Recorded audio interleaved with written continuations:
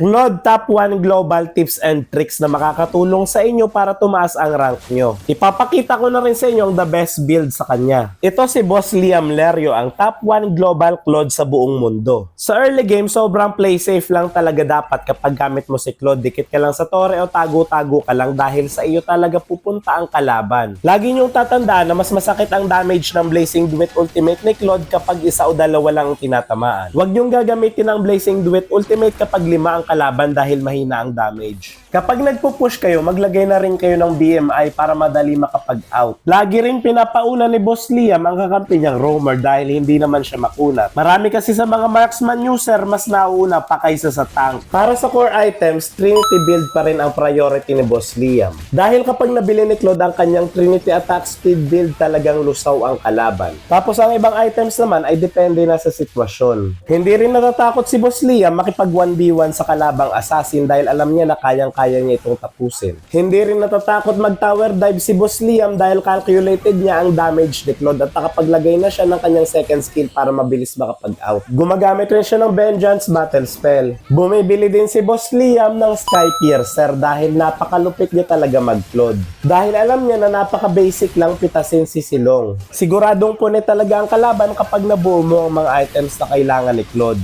Nakikipag 1v1 solo Lord rin si Boss Liam kay Lord dahil alam niya na kayang-kaya niya ito. Ito po yung wag niyong gagayahin lalong-lalo na dahil delikado at malayo yung mga kakampi. Lalong-lalo na yung core. Mabuti na lang talaga magaling si Boss Liam. Top 1 Global Claude talaga siya. Tapos hindi pa talaga nakontento si Boss Liam. Gusto pa niya ubusin ang kalaban. Ganon siya kalakas. Top 1 Global PH Claude talaga siya sa Piras. Ito naman ang emblem at build na gamit ni Boss Liam sa kanyang Claude na Top Global. Pwede itong subukan at gayahin at i-follow nyo na rin ako para sa mga content para katulad nito.